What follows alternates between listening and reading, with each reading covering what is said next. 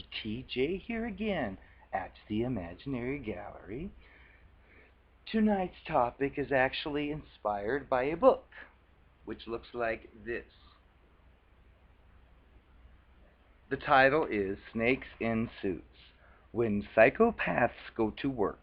It is written by Paul Babiak, PhD, and Robert Hare, who you should probably have heard of by now, also PhD. It's written by a couple of experts, and it's very entertaining. It's not just about the workplace either. It's got other stuff in it, so it's very, very nice.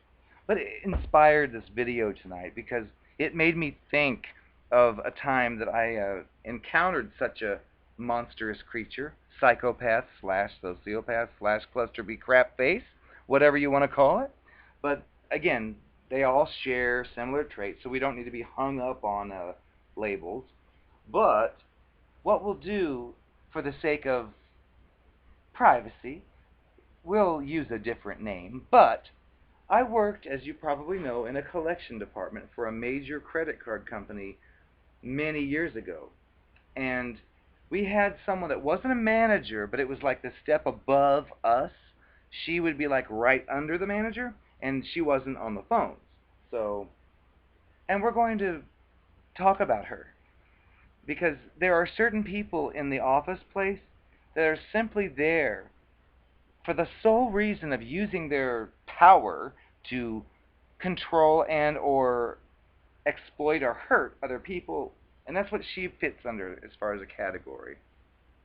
So what happened was, just give you a background on her. I didn't know who she was. I heard people talk about her and how they didn't like her, but again, I didn't know what they're talking about. So I would just listen and so on. But what ended up happening was her desk was right by where I sat, and I noticed her name. And we're using a fictitious name, but the name tag said Lana. So I looked at that and I thought, Lana. Well, she walked in, and one morning, and she was. I said, hi, Lana. How are you? Just trying to be nice. And she turned and said, fine. It's Lana. And I thought, oh, are you kidding? L-A-N. I didn't say this. I was thinking L-A-N-N-A. Lana. It's Lana? And I would think Lana would be L-O-N-N-A or L-A-W-N-A. Lana. But anyway, I just figured, no wonder people don't like her because that's my first impression of her. So that's what she did. But I just let it go and thought, okay, well, that's who she is. Well, eventually, later on, I would move to a different department and hear my peers around me dealing with specific conversations that they were having, and like you pick up on like phrases to use if you work in a collection area. And I again didn't call people; I took their calls. So they would call me, and I'd answer. So I'd pick up on certain lines, and I'd also, as I mentioned in another video, which is about the poor financial management of the narcopath or narcissist.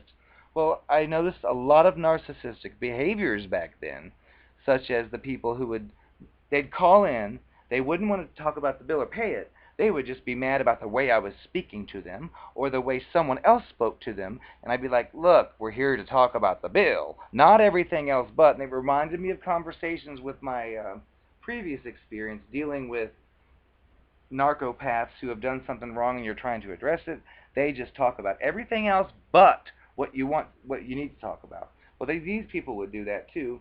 And every so often they'd say ridiculous things, and I didn't know how to deal with this. So I would pick up things from my peers, and so at one particular point, I would hear some lady screaming and crying and saying it's my fault that she used her card, and I'd be like, ma'am, you need to grow up and realize you charged the card. Fine, whatever. And I'd say, well, at this point, Lana would walk by and say, while I was on another call, she'd be like, excuse me, did you just say to that person that they need to grow up and pay their bills? And I'd be like, yes. Do you think that's appropriate? And I'd be like, yes. She was evil, thinking just like you, because this person was a witch just like you were. But I, again, just said yes. And her response was, well, I want to know the name of the trainer who told you it was okay to say those types of lines. And I was just like, I had no answer because I was on a call. So regardless, I just took my call. Well, the point was with this, like a week or so later, uh, we had an issue where one of the big managers over everybody was telling us like things like, "Hey, employees, if you have problems, if you have issues, you've got to bring them to us. Otherwise, we won't know." Well, in this case, when she did that, and I realized, like pretending when I was a kid back then, if I was a manager, I wouldn't stand there and scream in front of the other peers while my person was on a phone call. I would be like, hey, when you're done with that call, come talk to me. And then I would like in private, but that's my own philosophy. She chose to stand there with and intimidate. Did you just whatever she said? And I think, so when I thought about that conversation about addressing issues, I thought, you know what, I'm going to. So I logged off the phone, and after that call, or I went to the lady's desk, and I said, yeah. Oh, I forgot to mention she didn't just say, did you just tell that person this? She also said, you know, people are on warnings for that kind of thing, and walked off. So I forgot that part. Well, so to me, that was kind of threatening, especially standing there in front of my peers and yelling it, even though I knew they all they all hated her. But regardless, I thought she's doing a great performance to make her name even bigger. But finally, I thought about that discussion, so I thought, okay, well, this is it. So I logged off, went to her desk, and I just said very calmly, yes, I would like to know why you were trying to cause trouble and making threats. And she's, again, being dramatic, she said, well, why don't I let a unit manager answer that question for me? And then she picked up her phone, which was an intercom. I need a unit manager to my desk right away. And I thought, this is repulsive. She is a... Anyway, so a unit manager came to her desk, and they're like, well, why don't we go back in the conference room? So we did, and she was sitting there. He has asked me. He was saying this and this and this, and asking me why I was causing trouble and making threats. Could you explain that for me, please? Which the deal is she's not a manager, so she basically needed him to, like, do her bidding, flying monkey. Does that sound familiar? She's using him as a flying monkey. But he was, like, kind of stupid because he was like the manager's friend had a son, and they said, well, I'll get your son here in management. And he didn't know much about anything.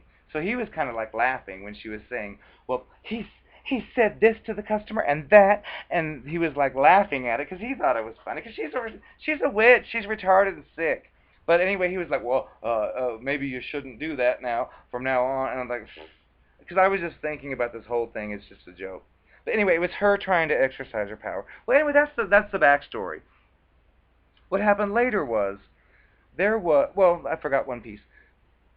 There, when you work in that kind of job, people do want to complain about the person they're talking to because they don't want to deal with the bill. They want to change the subject. So I did have some complaints, and she actually took some information that was falsified that was not really that bad, but she made it sound really bad in a report, and she turned that into management, which basically, when I told a customer who said, I can't work, I have to watch my kids, I'd say, like, ma'am, get up and find a job. Well, she typed out, he told her to get off her butt and find a job, which was like adding stuff in to make it sound way worse.